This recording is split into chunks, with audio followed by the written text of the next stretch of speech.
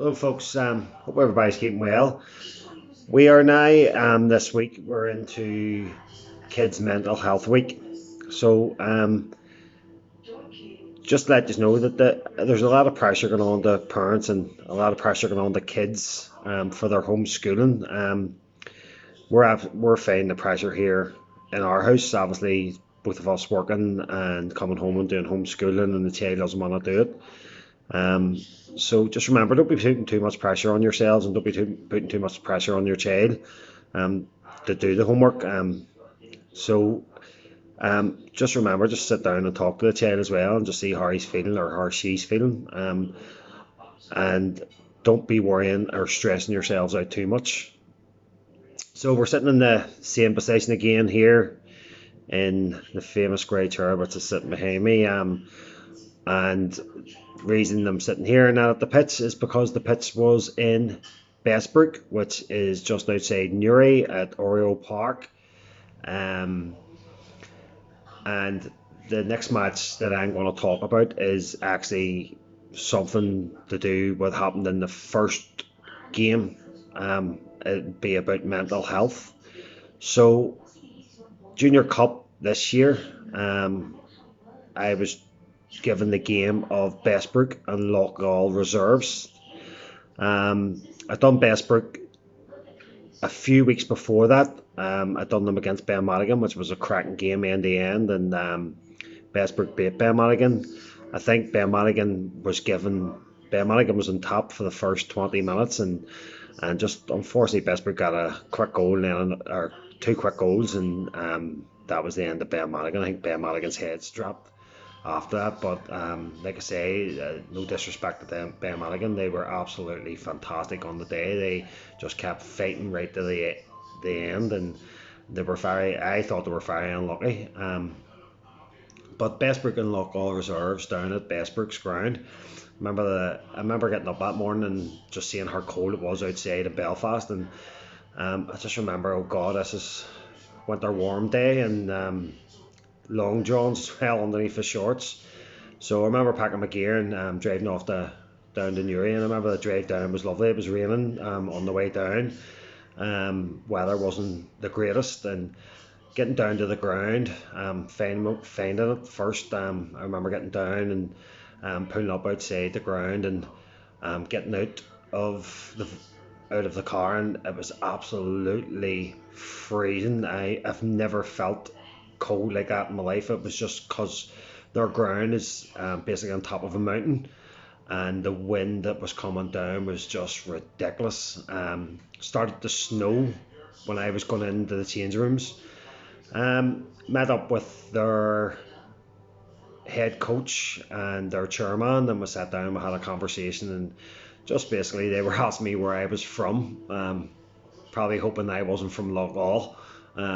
I told him Belfast, and he says, yes, I remember you doing this against Ben Madigan. We sat down, had a chat, and just about what was going to happen today, and we talked about what I expected from their team. Obviously refereeing in a couple of rounds previous, they knew it wasn't going to have any problem because the Bestbrook boys were absolutely top class, and well, the respect was unreal. Their captain, I'll give credit to the captain, was absolutely fantastic. That guy, if something happened on the pitch, the guy just basically shouted at his players, lads, back off, I'll go and speak to the ref. And he came up to me and he just says, ref, what was the decision for? And obviously refs don't have to explain, but sometimes I think it helps the referee if he does actually explain what happened, what the referee's seen. And the players seem to accept, yeah, referee did see it that way, and yeah, in my eyes it was a foul, or in their eyes it wasn't a foul, but the referees give it, and I think it calms down the situation a lot more. I know I get told off for talking a lot, but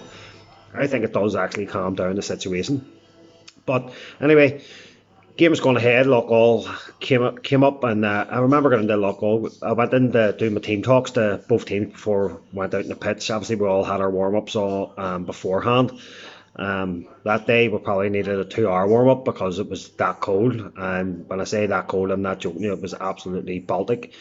I remember getting to the change room, spoke to Bestbrook first. Went in, had a chat with the Bestbrook boys, and just basically told them what I expect of them on the day, and just be careful of their tackles because the rain and the sleet and the snow had actually come down. It was coming down really heavy, and just told them, look, watch your tackle, lads. You're going to go in for a tackle. You're going to go a wee bit faster because the ground's that wet. And if you're that 2-3 seconds late, it's costable offence, and just be very careful and just watch their language towards me and players and obviously officials. And I'll give it out to one of the Loughgall boys. He was an ex Irish League referee, and he done the line for me, and he was up and down. The guy was just at an age where you didn't think he was going to get up, but he was up and down the lane, and he was fantastic. Went into Loughgall team and had a chat with Emmons, and can't believe how young they were. Very, very young bunch of lads. And I remember doing Bestbrook and seeing how good they can play football. They pass, move. Obviously, the big striker up front. His brother plays centre back. I just remember how good he was up front, and I thought, this could be a tight game because them Loughgall boys are very, very young. So went in. Obviously, games like that, and usually most games where we can do it in the change room, I would pull the two captains, and if I have my own change room, pull them into the change room and basically have a chat with Emmons, just saying to Emmons, look, listen boys, this is the way it is. If I can't control your player, I'm going to go to you for help. If you can't control your player, then obviously none of us can, and then the cautions will come out for that player. Both of them accepted what I was saying to them. Done the coin toss in the change room just to make it easier for us to get out on the pitch and get the game underway. So both of us, I had the match ball, both of us walked out. Loughgall to the right, Bestbrook to the left. We walked out on the pitch. Photographs were taken because it was the later stages of the competition. We got our photographs taken, and then I got the photographs taken with the two captains. Then the game went on. If I'm not mistaken, Loughgall went 1-0 up. Yeah, they did. And then Bestbrook equalised at half time, or just before half time. And the rain was coming down. There was nothing really happened on the pitch that I could say to give us a wee bit of, oh, did that really happen? But no, nothing really happened. It was just end-to-end football. It was just Loughgall on the attack, and Bestbrook's defence and their goalkeeper is fantastic. And I remember just looking up the other end, and Bestbrook was on the attack, and Loughgall's keeper was just pulling off some cracking saves. It was just end-to-end, and came off a pitch, and everybody was absolutely soaked and drenched.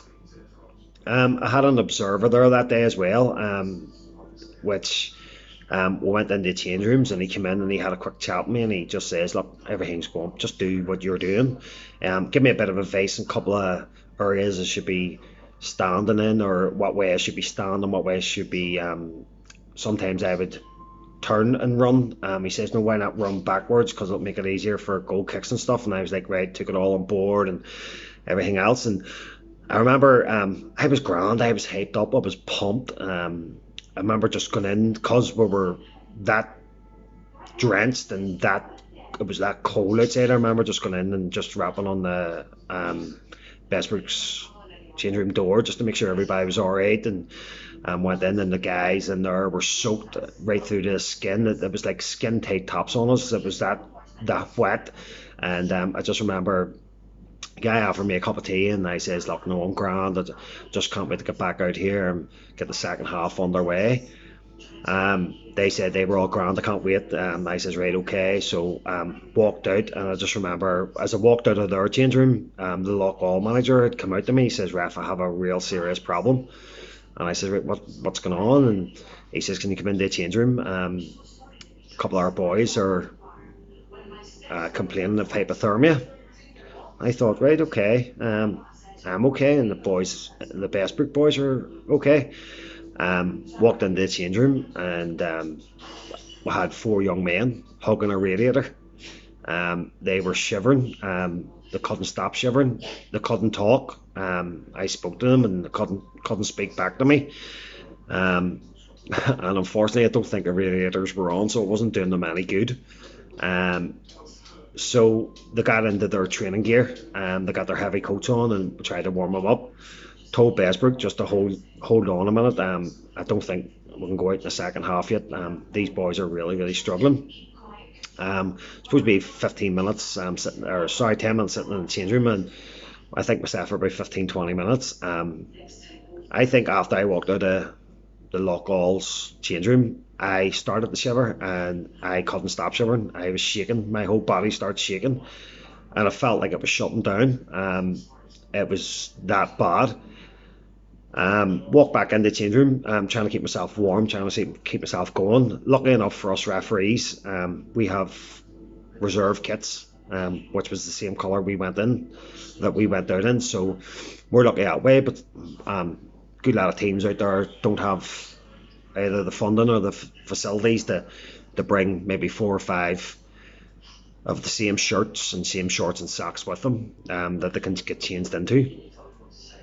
So I went back into the Loughgall change room and said to the manager, so what am I looking like? And he says, look, my boys can't go out. I'm sorry, my boys can't go out. I says, right, no, that's grand. I says, look, listen, first thing is first. Safety and is my main priority over players. If I feel that a player is going to struggle or a player is seriously mentally and unable to continue on the game, then I'll make the decision to stop the game. If it's that bad. Went and spoke to the Bestbrooks. Now, Bestbrook were actually coming on top of Loughgall, and I know that the chairman who was in the change room at the time just wondering what was happening, why we weren't out, and the manager weren't too happy because they knew that Bestbrook were getting the best of them, and they thought Loughgall was trying to pull one over their eyes. So I spoke to the manager. I says, please come in the change room with me. I'm starting to feel the effect now. I'm sure your boys are all hyped up and ready to go because our well were playing at the end and they're just running on adrenaline. But you need to come in and see these boys. And the manager walked in. I think he was shell shocked at just the way the young boys were hugging round each other, just trying to get some heat. So game was abandoned. Spoke to my observer and just says, look, listen, told him what was happening and just told him I'm going to make a call of actually abandoning the game due to ill health of players and player safety, which he agreed and said, yes, I think that's the best call. At the end of the day, you don't want to say, no, you're not doing this, get them guys out in the pitch, finish the game, and somebody seriously or God forbid somebody loses their life, whether they did get hypothermia and it did go that bad. So we called the game off, put it through a mechanical system, and it came through that I had to do the match the following week. So following week, I had to drive all the way back down to Newry, and it's not as if it's just 10 minutes down the road. It was a long drive back down, but may I say, a lovely drive down. Got down on the pitch, and the guy says, I met obviously the manager again and the chairman of Bestbrook, and the first thing he said to me was, what happens if this game's abandoned? Do we go to their ground? Because I'm sure that's what they want. And I said, look, listen, lads, you worry about your team, you worry about what you're going to do in the pitch, worry about winning the game, and it'll not be going back to Loughgall's pitch. This is, don't be coming to me and giving me stories like this. Just you go and deal with your business and I'll deal with my business. So game went on. Same ritual as the last. Done team talks, brought the two captains in the change room. They says, I know what you're going to say. I says, well, I'm going to repeat myself just in case you forgot any of it. Went out, and there was a good crowd at the game. Observer came back down again. Game went on. So I remember there was an incident that happened on the pitch where the ball's played over the top, and the Bestbrook lad, the big centre forward for them, came run onto the ball. As he was running on the ball, he hit the ball forward, and the ball went inside the box, and the player came across and wiped him out. Defender. In my eyes, it was a goal scoring opportunity. There was no covering defender on the far side to come across to help or block the ball. I was only the goalkeeper, and in my eyes, it was a goal scoring opportunity, and I sent the young lad off. Um, young lad was okay with it. The manager was okay with it, which was grand. Which is always good if you send some player off. And basically at half time, the manager actually come up and asked me why I sent them off, and I told him it was a goal scoring opportunity, which he agreed with, and which was grand. Bestbrook went 1-0 up, and then went 2-0 up, and then Loughgall scored to make it 2-1. And I think Bestbrook actually got a wee bit nervous. 10 men, Loughgall were coming back and giving them a good game, which was great to see, because them young lads never give up. Then it started to get a wee bit scrappy. I think Loughgall were putting in a wee bit of frustration because Bestbrook could hold the ball well, and you could see the frustration coming in. A couple of lads came on, substitutes came on, and instead of doing what the boys done the week previous and what they done on the game there, they were just putting in just some silly tackles, let's just say, and had to speak to a few of them. And then Bestbrook got the killer blow. Now, it ended up 3-1 to Bestbrook, which I thought the better team won over the 2 rounds, even though we played full 90 minutes in that match and then 45 minutes on the other match, and I thought Bestbrook was the better team. They were actually my tip to win the competition. Obviously, I hadn't done any other teams who got further on, like Enniskillen, Rangers or Willowbank at that time. But I thought that they were going to be my tip to win it, because they played absolutely fantastic football. But unfortunately, the Enniskillen Rangers thrashed them in the next round. So it's true what they say, referees know nothing about football. But that was just my little story about especially what them young lads were going through. I'm sure them young lads just didn't know what was happening, because they're used to playing in good weather or even bad weather, but obviously not as bad as what it was that day. You could tell a few of them were struggling, and it was great that obviously their managers and coaches were around there and they were helping them and talking to them, making sure that nobody closed their eyes, and making sure they were grand, and got them on the bus and kept them well hopped up, and got them off. So it was good to see people pulling together just to help each other out. So that was my little reminiscence of the junior cup match. And obviously, I'm sorry I can't be down at Bestbrook to show you the pitch, because it is a nice pitch and well looked after by the groundsman. But just remember, folks,